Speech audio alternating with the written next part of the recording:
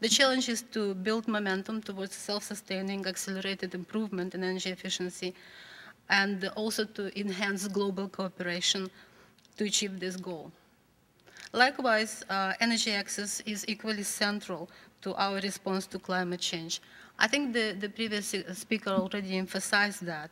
But I think it probably needs to be discussed a little bit more, because really it is that the access is the dimension that perhaps less discussed in terms of the discussion of the transformation of the global energy system. But the point is that the transformed energy system of tomorrow has to provide access. It's not only the system that will be based on low carbon technologies, but the access challenge must be addressed.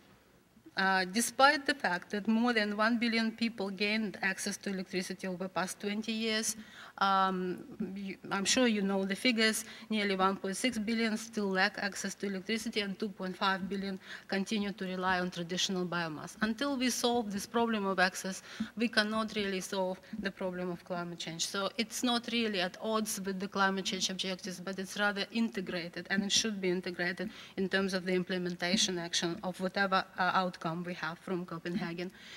We hear from World Bank, for example, that in order to keep up with the growth in Africa, in sub-Saharan Africa, the annual addition which is needed is about 4 gigawatt, whereas what's actually happening is only 1 gigawatt has been added annually. This is something which constrains the growth, which does not allow people to undertake productive activities, does not allow business to grow, and therefore is very much part of the problem.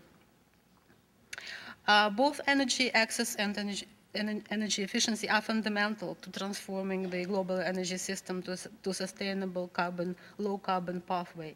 These issues are not central to the negotiations per se, but they're very much central to the implementation of the Copenhagen agreed outcome. What I would like perhaps to emphasize is that although the mid-century target of 50% reductions is sort of comfortably away because it's only by 2050. But I think it's important to realize that when it comes to energy, then tomorrow is actually today, because it is today that we have to take action in order to achieve the mid-century goal. And clearly, I mean, I'm sure you've discussed that, but this is because the low turnover rates for energy and industrial infrastructure simply lock us on the business as usual pathway and will not allow further emissions reduction unless we act now and we act today.